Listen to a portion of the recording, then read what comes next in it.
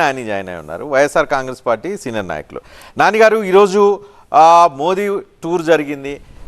వైఎస్ఆర్ కాంగ్రెస్ ప్రభుత్వం మీద, జగన్మోహన్ రెడ్డి మీద ఆయన సీరియస్ ఆరోపణలు చేశారు.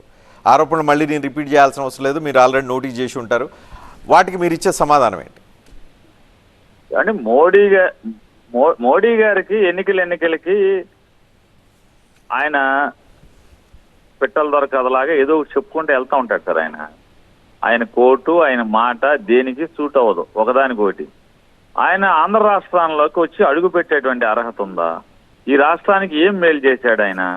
10 ఏళ్ళు ఆయన ప్రధానమంత్రిగా ఉండి ఆంధ్రప్రదేశ్ రాష్ట్రానికి మా రాష్ట్రాన్ని ఏం ఉద్ధరించాడు ఆయన? ఏదో ఒక్క పని చేశాడా? అయోధ్యలో గుడి కట్టేసి భయం చేసుకోమంటే సరిపోద్దా భారతదేశంలో? ఆయన మా అప్పుల గురించి మాట్లాడుతున్నాడు. మరి నువ్వు మోడీ గారును మోడీ ఆర్థిక మంత్రి ఏం చేస్తున్నారు? గోళ్ళు గిల్లుకుంటున్నారా?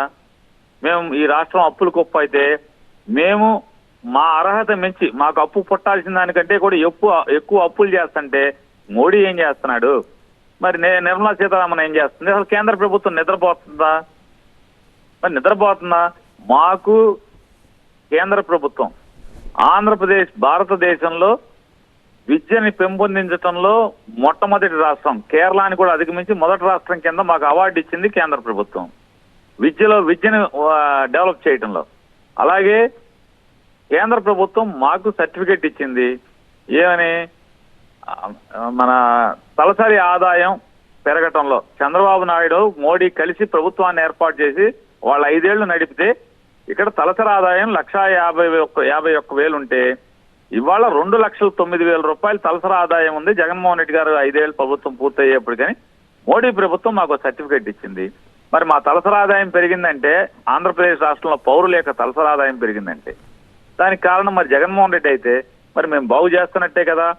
అది అంతటా ఆగలేదు. జిఎస్డిపి చంద్రబాబు నాయుడు మోడీ కలిసి పరిపాలించినప్పుడు జిఎస్డిపి 11వ స్థానంలో 16వ స్థానంలో ఉంది. ఇవాళ 4వ స్థానంలో ఉన్న ఆంధ్రప్రదేశ్ రాష్ట్రం. జిఎస్డిపి అంటే ఏంటి సార్? సంపద పెరగటం. సంపద పెంచింది ఎవరు? జగన్మోహన్ రెడ్డే కదా. మరి జగన్మోహన్ రెడ్డి గారు ఇన్ని సర్టిఫికెట్లు ఇచ్చి, ఇన్ని కితాబులు ఇచ్చి ఇవాళ నోటుకు వచ్చినట్టు మాట్లాడతాడు. మా దగ్గర అవినీతి ప్రభుత్వం అయితే 5 ఏళ్ల క్రితం గుంటూరు వచ్చి ఏం మాట్లాడాడు సార్? చంద్రబాబు నాయుడు కొడుకు కలిసి రాష్ట్రాన్ని దోచుకు తిన్నారు. పోలవరం వాళ్ళకి ఏటీఎం రోజు దాంట్లో డబ్బులు డ్రా చేసుకుని తింటున్నారని చెప్పి మోడీ గారు మాట్లాడాడు. మరి అటువంటి అవినీతి పోటీతో వాళ్ళు చట్టాపట్టలు తిరుగుతున్నాడు కదా. సిగ్గు ఎవరికి ఉండాలి? మోడీకి ఉండాలా? ఎవరికి ఉండాలి?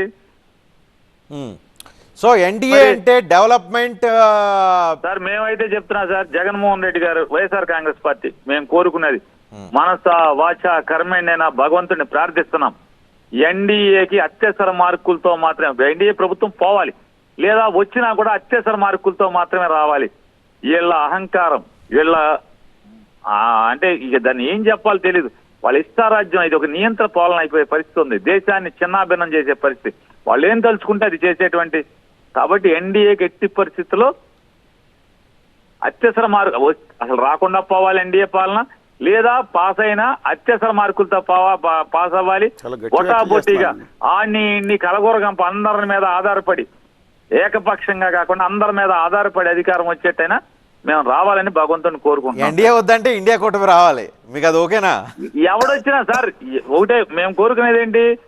ఆంధ్రప్రదేశ్ లో మేము గెలిచిన ఎంపీ సీట్ల మీద ఆధారపడి వచ్చే ప్రభుత్వం ఉంటే మా రాష్ట్రానికి మేలు జరుగుతుంది.